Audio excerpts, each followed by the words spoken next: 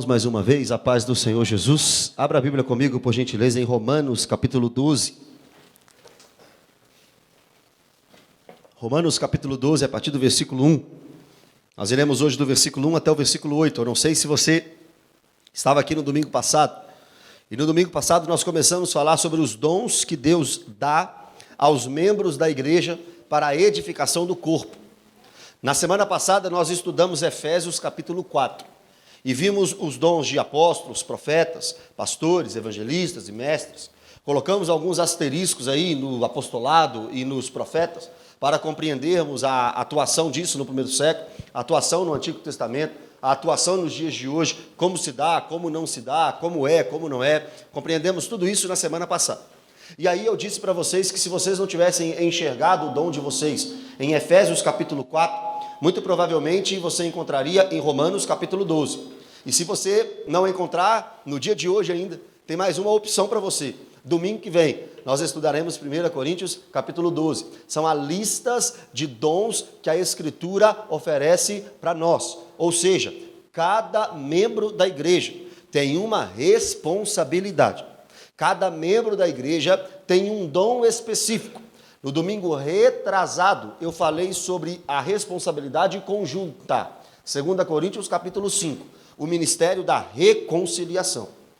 Todos nós aqui fomos chamados para pregar o evangelho, a pregação da palavra de Deus, do evangelho, que o homem está indo para o inferno, o homem é pecador, o homem é mau, e só há uma solução para este homem que está indo para a condenação eterna: Jesus Cristo de Nazaré.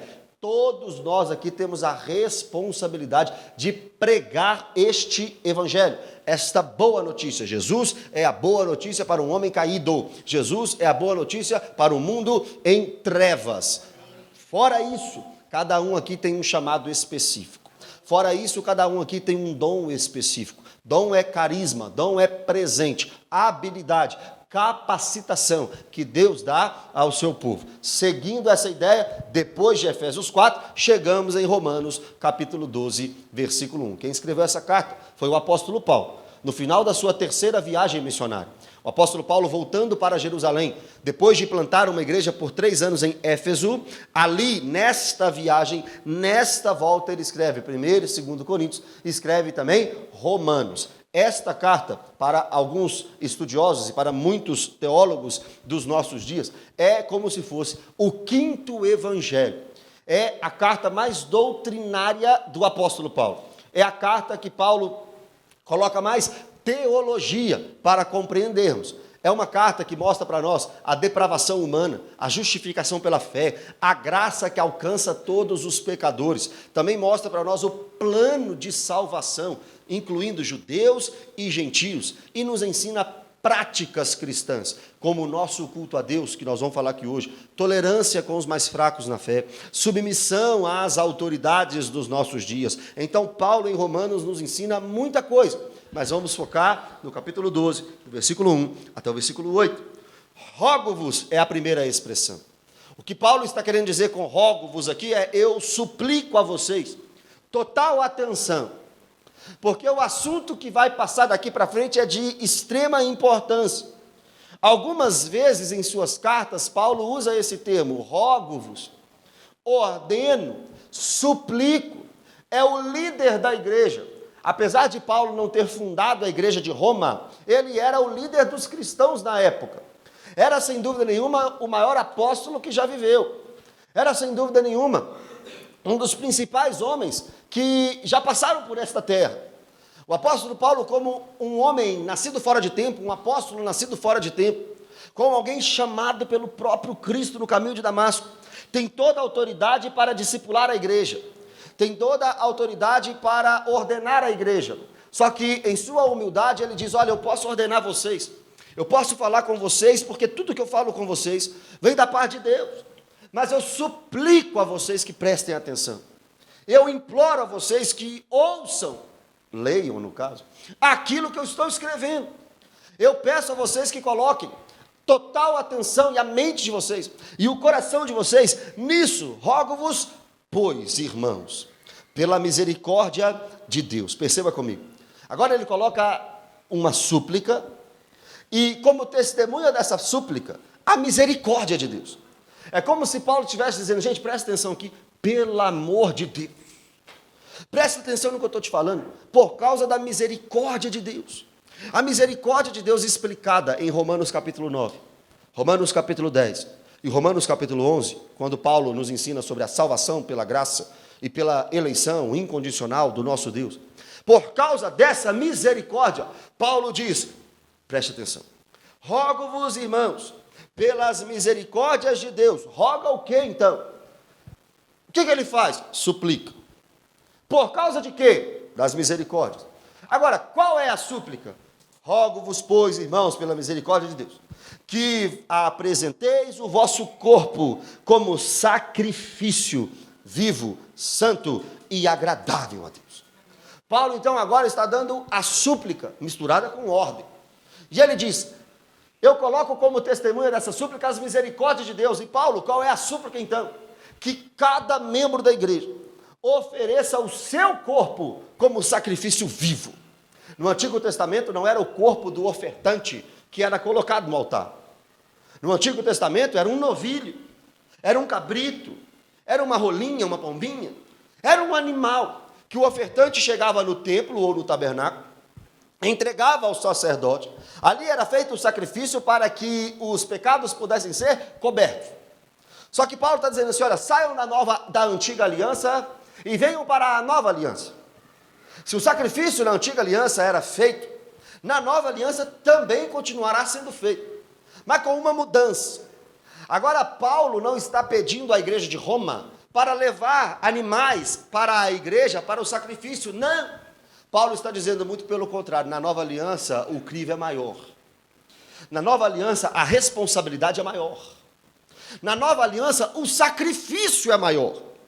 Paulo não pede, olha, coloque aqui um animal na igreja. Não, faça o contrário disso. Coloque você como um sacrifício.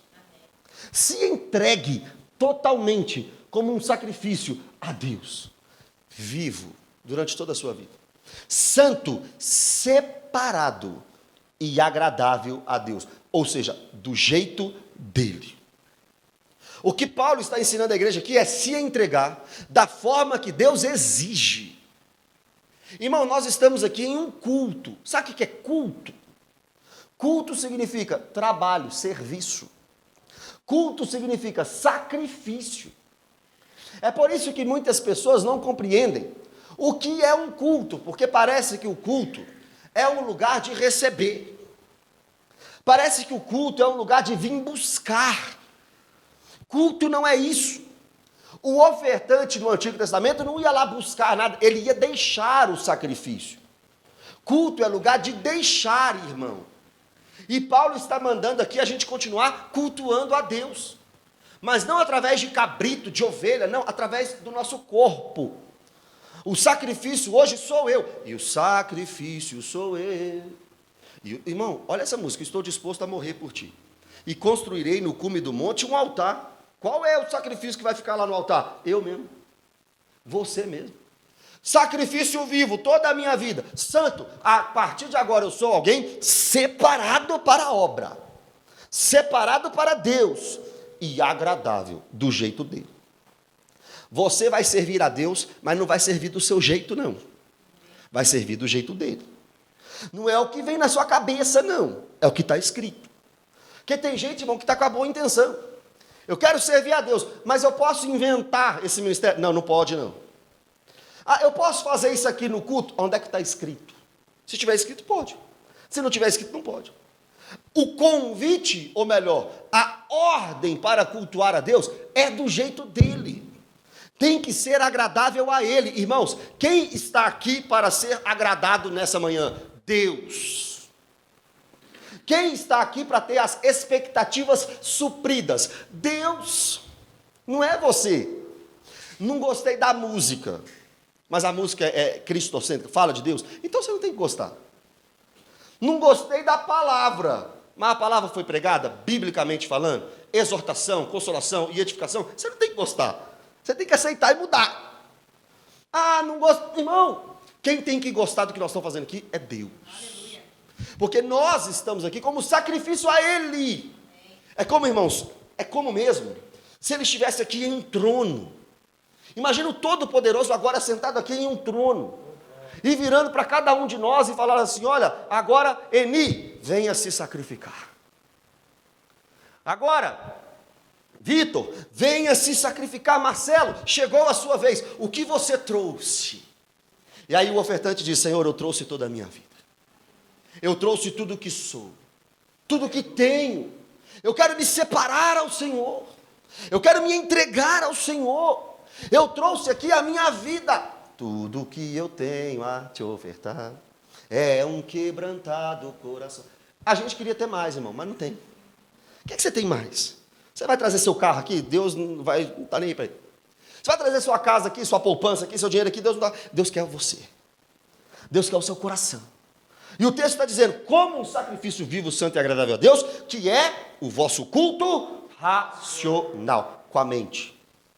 Culto cristão, irmão, neotestamentário, ou seja, do Novo Testamento, faz sentido. Tem que fazer lógica. Um culto cristão é um culto que você sabe onde está começando, onde está no meio e quando termina. Tem gente que acha que o culto só é abençoado quando você perde as estribeiras, perde o controle. Não! Culto racional. Mas o Espírito tem liberdade? É claro que tem. Olha o Espírito aqui me usando para falar com você. Mas o Espírito tem liberdade? Claro que tem. Olha o tanto de canção que nós cantamos aqui. Então perceba comigo, irmãos, o culto é racional. Ele é lógico. Ele tem início, meio e fim. Ele tem organização. Por que a gente pede para ninguém ficar em pé lá, a não ser quem está trabalhando na igreja? Para ter uma organização mínima na igreja. Imagina você chega na igreja: ô fulano, e aí, como é que você está? Ô Beltrano. Não, está acontecendo um culto ao santo Deus. Nós estamos aqui em um culto ao santo Deus. É por isso que tem que ter ordem e decência. Como o apóstolo Paulo nos ensina em 1 Coríntios capítulo 14. Tudo tem que ser feito com ordem e decência. Agora olha o 2. E não vos conformeis com este século. Não tomem a forma deste século. Não tomem a forma deste mundo. Não seja como o mundo, mas transformai-vos pela renovação da vossa mente, para que experimenteis qual seja a boa, agradável e perfeita vontade de Deus. Aleluia. Então o mundo tem uma forma, irmão. Aleluia. Como é que o mundo veste? Está lá no mundo. Como é que o mundo canta? Está lá no mundo. Como é que o mundo fala? Está lá no mundo. O que é que o mundo pensa da vida? Está lá no mundo. O que é que o mundo faz com o seu dinheiro? Está lá no mundo. O que é que o mundo faz com a família? Está lá no mundo. O que é que o mundo faz com o pai, com a mãe, com o marido, com a esposa? Está lá no mundo. Essa é a forma do mundo. Esse é o costume do mundo. Esse é o jeito do mundo. E a ordem de Paulo é: não se amoldem a este mundo. Não tomem a forma deste sistema mundano. Pelo contrário, transforme dia após dia a mente de vocês. Mude a mente de vocês. Renove a mente de vocês com a palavra de Deus. Para que vocês possam discernir, experimentar. Aqui é discernir, entender qual é a vontade de Deus. Nós sabemos que a vontade de Deus é boa, perfeita e agradável. É nessa vontade que nós nos prostramos. Tem gente que pega esse versículo, está vendo? A vontade de Deus para a minha vida é boa, perfeita e agradável. Não deixa de ser. É claro que é. Mas o texto está falando para nós que a vontade boa, perfeita e agradável de Deus é não nos amoldarmos ao mundo, mas vivermos separados para Ele. Essa é a boa, perfeita e agradável vontade de Deus. A gente acha que tem a ver com a gente, né? Olha, meu Deus, a vontade de Deus para mim é muito boa. Deus tem tudo para mim que é agradável. Irmão, isso aqui tem mais a ver com Ele do que com a gente. É não nos amoldarmos a este mundo. Não vivemos como esse mundo. E vivemos como um sacrifício vivo. Porque essa é a boa, perfeita e agradável vontade de Deus. Se você abandonar o mundo, viver segundo a palavra, você vai experimentar essa vontade boa, aleluia, perfeita e agradável. Aí vem o versículo 13 e Paulo mostra para nós que ele é como nós. Merecedor? Não. É graça. Porque pela graça que me foi dada, Paulo não era um super-homem, irmão. Ele era um apóstolo, um enviado de Deus para plantar igrejas na Ásia Menor, na Galácia, na Acaia, na Macedônia. Homem que de fato, expandiu a pregação. Mas perceba, ele está dizendo, tudo que eu faço, tudo que eu falo, tudo que eu prego é pela graça. Paulo não merecia, muito pelo contrário. Sabe quem foi Saulo de Tarso? Atos 8,3 diz que Saulo assolava a igreja. Atos 9,21 diz que Saulo exterminava a igreja. Gálatas 1,13 diz que Saulo devastava a igreja. Ele prendia cristãos inocentes. Ele foi cúmplice no assassinato de Estevão. Muito provavelmente ele matava cristãos, Saulo de Tarso. Mas se converteu e virou um novo homem. E agora ele está dizendo, tudo que eu recebo é pela graça. Eu não mereço, não. Alguém aqui merece? Quem merece aqui alguma coisa, irmão? Sabe o que nós merecemos? O inferno. É isso que nós merecemos. Mas por que não vamos para lá? Pela graça. Pela graça, pela misericórdia de Deus. O que você merece, irmão? Você é bonzinho demais? Tem uma auréola aí. Deixa eu ver se tem uma auréola. Vê o irmão aí do lado se tem uma auréola, uma asa. Não tem. Tem ninguém aqui perfeitinho. Tem ninguém aqui. Tudo aqui é pela graça. E Paulo está dizendo, essa graça, ou melhor, por causa dessa graça, eu digo a cada um dentre vós, que não pense de si mesmo além do que convém. Antes pense com moderação, segundo a medida da fé, que Deus repartiu a cada um. Então tem gente que pensa mais dele do que ele realmente é. Você já viu? Conhece gente assim? Já viu gente que acha que é melhor do que é, na verdade? Mais bonito do que é, mais preparado do que é. Tem gente que é assim, e talvez você é assim. Então Paulo está dizendo, é tudo graça. Então não acha que você é o bambambam, não. É tudo graça. Então não acha que você é o melhor, não. Não tem a ver com você, tem a ver com Deus. Se você é bom em uma área, isso tem a ver com Deus, não tem a ver com você. Então pare de achar que isso vem de você e reconheça que isso é graça de Deus na sua vida. Amém. Pare de achar que isso é uma habilidade só sua, irmão. Quem te deu essa habilidade? Deus. Então pare de achar que isso tem a ver com você. Não, ninguém pense mais de si mesmo do que convém. Aqui Paulo está quebrando o orgulho, Paulo está quebrando a vaidade, Paulo está quebrando a prepotência, a soberba, que é, irmão, assim, muito comum no nosso meio, muito comum. O pastor está pregando bem. Opa, sou agora o pregador, fulano de tal. Agora não, você tem uma igreja muito grande, não, então agora para conversar comigo tem que passar pela minha secretária A, secretária B, secretária C. Vou começar a fazer isso aqui agora na igreja, colocar secretária. Para passar por mim tem que passar por 5, já viu igreja assim? Para conversar com o pastor, irmão, você tem que conversar com o bairro inteiro. É tipo peneira, vai peneirando. Aí se for ungir, aí você conversa com o pastor. Não pode ser assim. Pastor é só mais um servo. É só mais um obreiro. Pastor é um obreiro. Pastor é alguém que está aqui na igreja por conta da igreja. Para servir. Tem que ser o que mais serve. Então ninguém pense mais de si mesmo do que convém. Antes com moderação. Seja moderado. Olha no espelho e diz assim, ó. Eu não sou a última bolacha do pacote, não. Sou não. Não sou a última Coca-Cola do deserto, não. 4 e 5.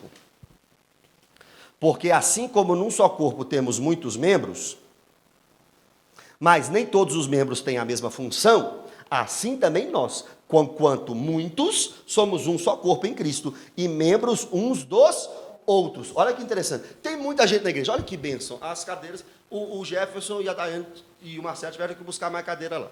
Glória a Deus por isso. Agora, imagina o domingo que vem o dobro disso aqui, glória a Deus, muitos. Só que muito também não quer dizer muita coisa, não. Nós somos muitos, mas cada um tem a sua função, é isso que importa. O importante não é quantidade, o importante é a quantidade no individual, trabalhando naquilo que Deus colocou para ela. Porque senão vira uma massa de gente. Uma massa de gente que não opera nada, que não faz nada, que não muda a situação nenhuma. Lembra da igreja de Laodiceia? A igreja de Laodiceia, para o Senhor Jesus, era uma igreja que não era fria nem quente, era morna. Era uma igreja que não sarava ninguém, não curava ninguém e não aliviava a dor de ninguém. Era uma igreja que não valia nada. Misericórdia. Jesus que falou que era uma igreja miserável, pobre, cega e nua. Nós não queremos isso aqui, não. Nós queremos uma igreja cheia de gente, mas que cada um esteja como um membro deste corpo, operando, trabalhando, servindo, fazendo a obra. Amém? Amém. Então agora, o versículo 6. Começa então os dons. Lembra de Efésios 4.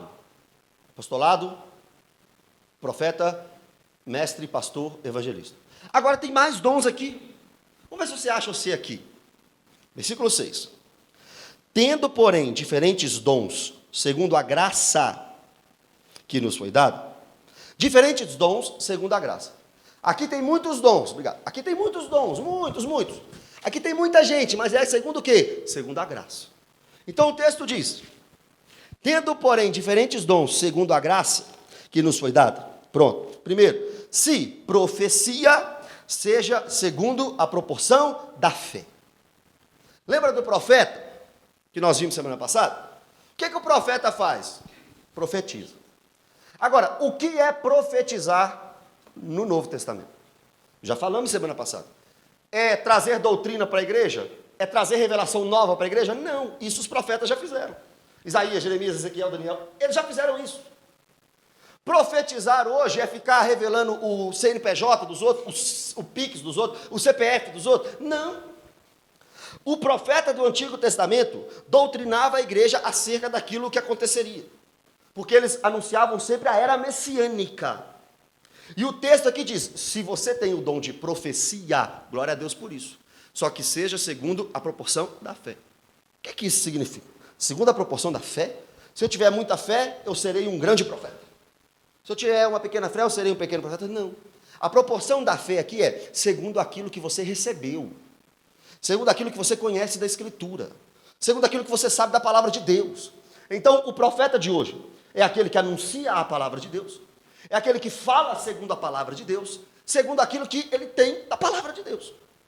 Quanto mais da palavra de Deus você tem, mais você vai profetizar, pregar, anunciar, falar das grandezas de Deus. Talvez você tenha um dom aqui, irmão, de pregador. Talvez você não é um pastor, mas é um pregador. E eu preciso saber disso. Eu preciso que você me fale isso. Eu preciso que você venha aqui se capacitar ainda mais no dom da pregação. A pregação é para todo mundo, mas tem gente que tem o dom da pregação. O evangelismo é para todo mundo, mas tem gente que tem o dom do evangelismo. Se você é chamado por Deus para pregar o evangelho, a igreja precisa saber disso. Nós só temos 2 cultos na semana e um estudo bíblico. Mas nós podemos colocar um púlpito aqui, quinta-feira, 3 horas da tarde aqui, ó, para você pregar. Ó. Aí você vai pregando. Você prega no domingo aqui. Dia que eu tiver rouco, já vim rouco aqui. O dia que eu não estiver por aqui, viajando, sei lá, pregando, eu preciso que alguém pregue. Aí fica Mateus e Pedro. Ninguém aguenta isso mais não. Está todo mundo aqui querendo ouvir outras pessoas. Mas cadê as outras pessoas? Se você tem o dom da pregação, irmão, venha, me fale, se prepare, estude a Bíblia, estude as Escrituras, estude a palavra de Deus e pregue para nós. 7. Se ministério, dediquemo-nos ao ministério. O que é ministério aqui? A palavra ali é diaconia, serviço. Pode ser entendido como diaconia, como serviço, como trabalho. É a diaconia da igreja. Que vai ser nos explicada também em 1 Timóteo 3 e em Tito 1. Perceba, se você tem o chamado de servir, você muito provavelmente será um diácono da igreja. Aquele que cuida das questões sociais da igreja. Mas não vem aqui só, não, seu pastor quer ser diácono, mas como é que você é na sua casa? Não, eu sou...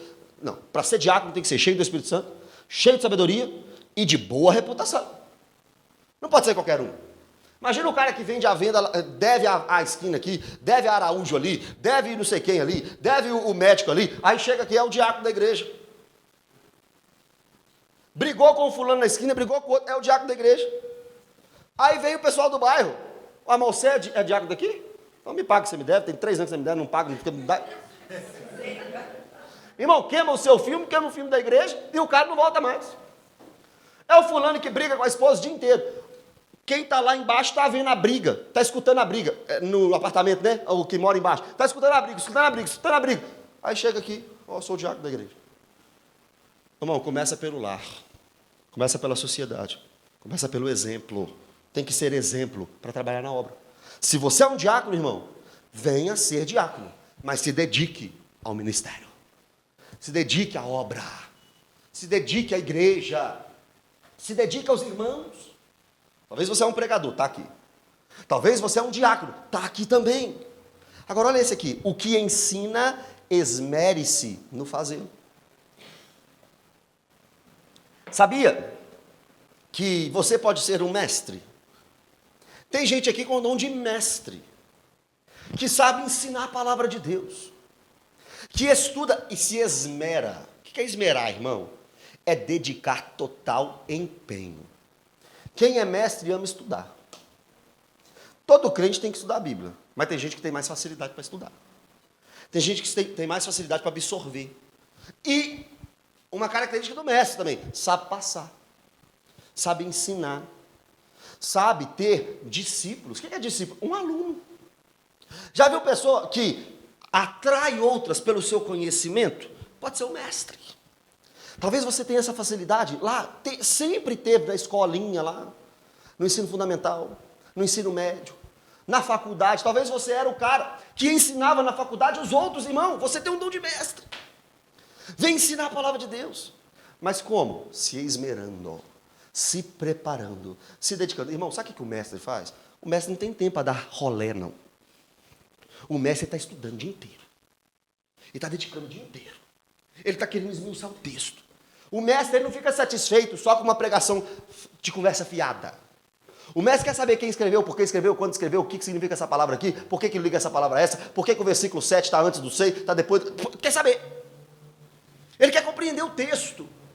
Mestre quer compreender o que está sendo pregado. Talvez você tenha isso no seu coração. Você pode ser um mestre. Então vem, fala com a gente. Nós precisamos saber. Ah, pastor, lá não me dá oportunidade, não. Dá não. Quantas vezes você vai no culto? Ah, uma vez a cada 3 meses. Ah, é? E o que mais? Eu nunca conversei com ele também, não. Nunca falei com ele também, não. Irmão, deixa eu te explicar. Isso aqui é uma Bíblia. Aqui é a Bíblia. Eu só tenho isso aqui, meu instrumento de trabalho. Eu não tenho bola de cristal. Eu não vou adivinhar. Me procura, me fala. Vamos exercer seu ministério. Vamos dedicar o seu tempo e o nosso tempo no seu ministério. Vamos fazer você crescer na obra, irmão. Vamos fazer você trabalhar para Deus. Eu gosto quando o povo chega perto de mim e fala assim, pastor, eu quero fazer isso na igreja, eu gosto disso. Pastor, eu quero trabalhar com isso aqui na igreja. Ah, então o líder é esse aqui, ó. Vou colocar você perto desse líder aqui e o negócio tem que sair. O negócio tem que andar. Quem pode trabalhar para Deus aqui nessa igreja, hein? Quem pode trabalhar aqui nessa igreja? Cadê os irmãos? Quem pode trabalhar? Quem quiser. Quem quiser. Ah, Mateus, tá bom, obrigado, mas eu só vou ficar frequentando o domingo. Ok. Você vai ser muito bem-vindo. Mas se você quiser trabalhar para Deus, tem lugar, tem vaga. Deus disse assim, ó, o Deus encarnado, Jesus disse assim, ó, ore para que Deus envie trabalhadores para a seara. Porque tem muito trabalho. Tem família chegando, tem pessoas chegando. Irmão, cada pessoa que chega nessa igreja aqui é o quê? É uma solução e um problema.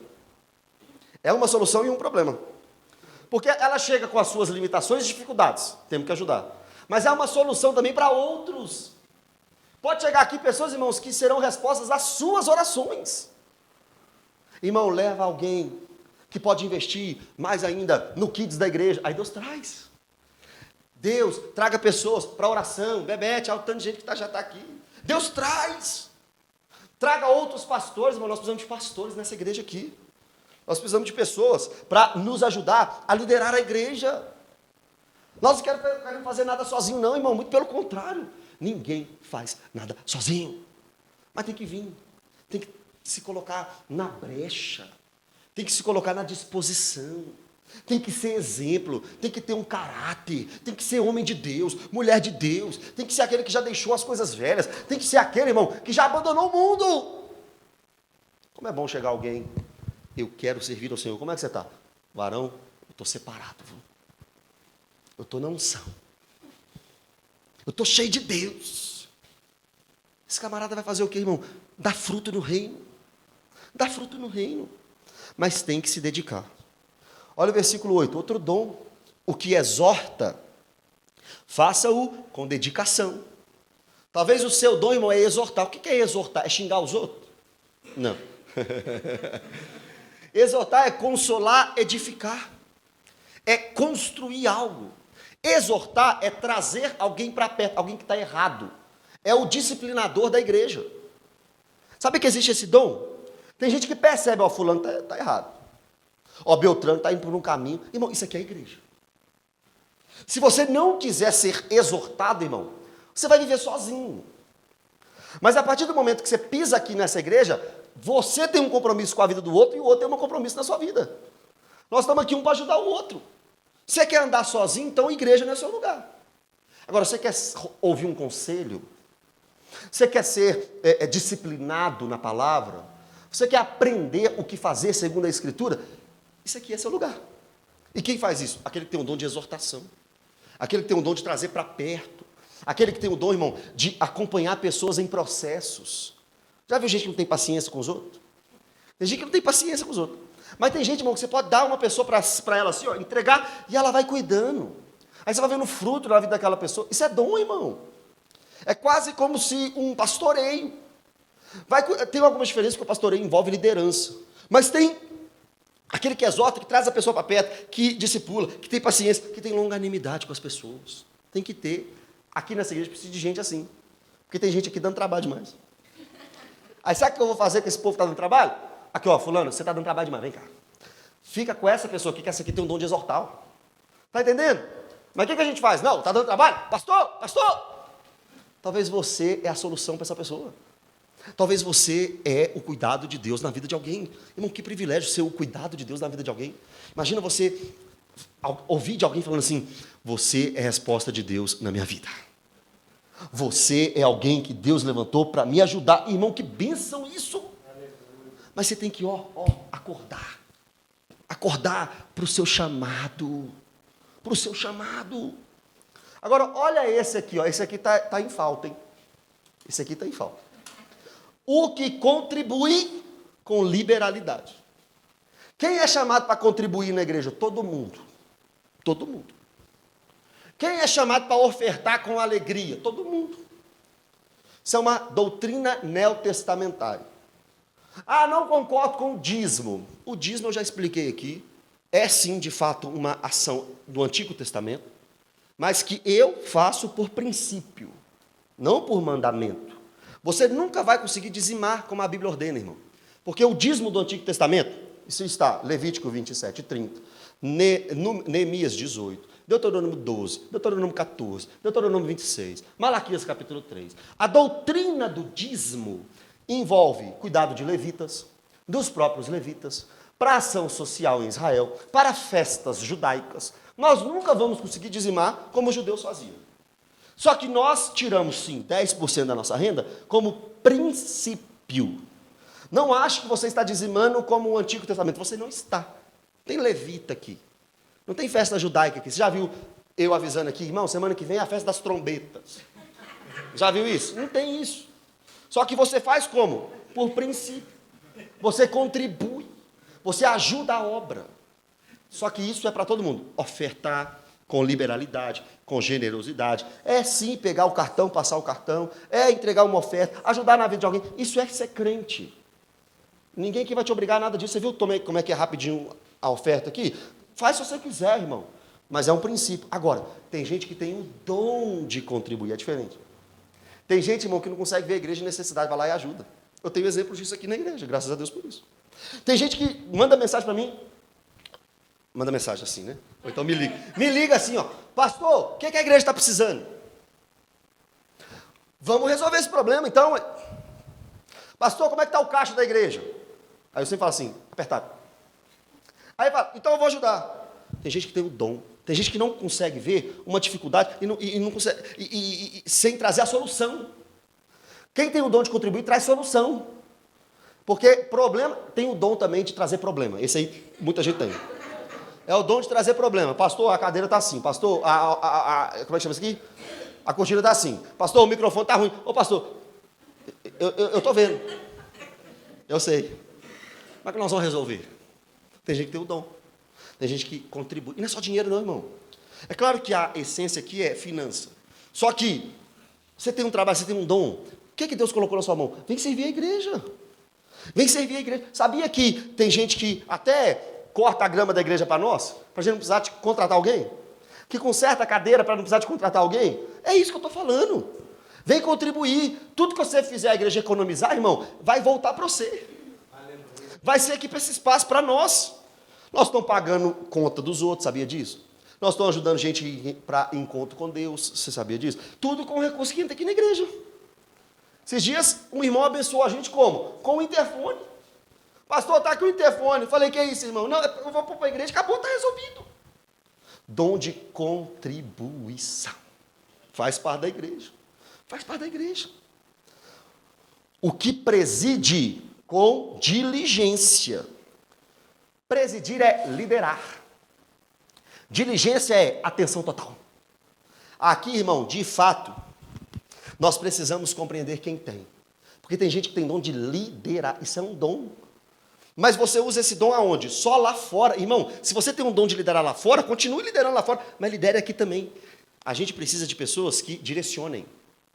Quem lidera, irmão, é aquele que está sempre à frente. Já reparou? Já reparou que tem gente que está à frente? É quem lidera. Quem lidera é aquela pessoa, irmão, que consegue atrair pessoas. Você tem o dom de atrair pessoas, você é um líder nato. Tudo pela graça. Quem te deu isso? Deus.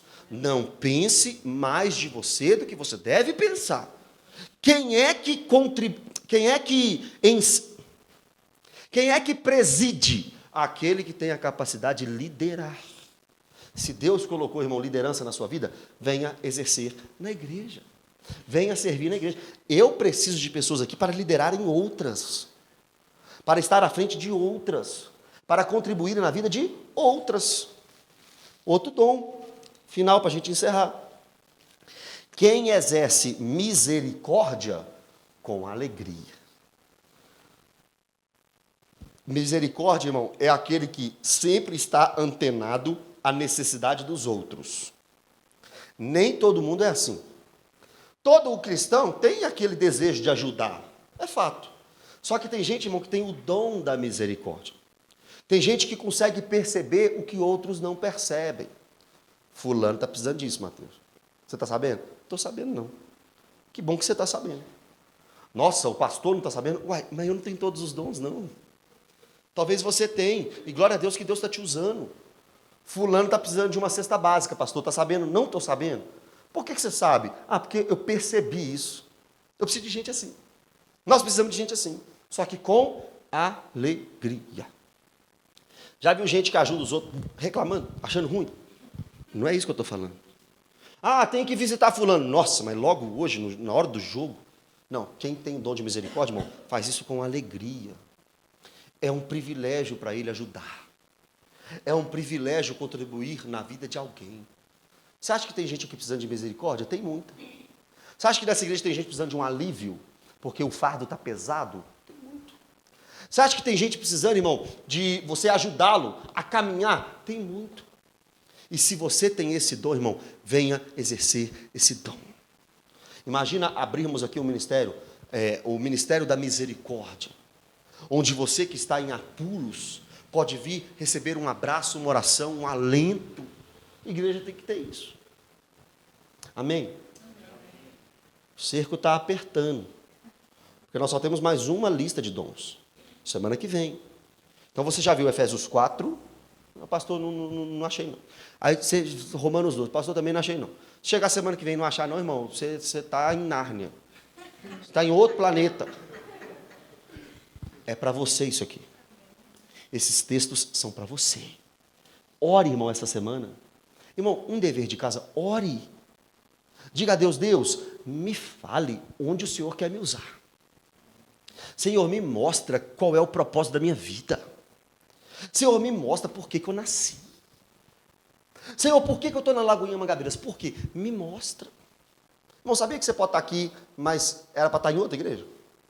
Sabia disso? Tomara que ninguém, mas é possível. Sabia que você está em outra igreja e era para estar aqui também? Ah, vou lá visitar. Ah, talvez seu lugar é aqui. Eu que vou te falar isso, eu não posso te falar isso. Eu não posso te oprimir a nada. É Deus que vai te falar. É Deus que vai te mostrar. Então ore, irmão. Peça a Deus, Deus me dê clareza. Deus me dê clareza. Quantas vezes as pessoas chegaram aqui, pastor, glória a Deus, uma bênção e tal, mas eu não vou continuar com vocês. Eu falei, irmão, amém.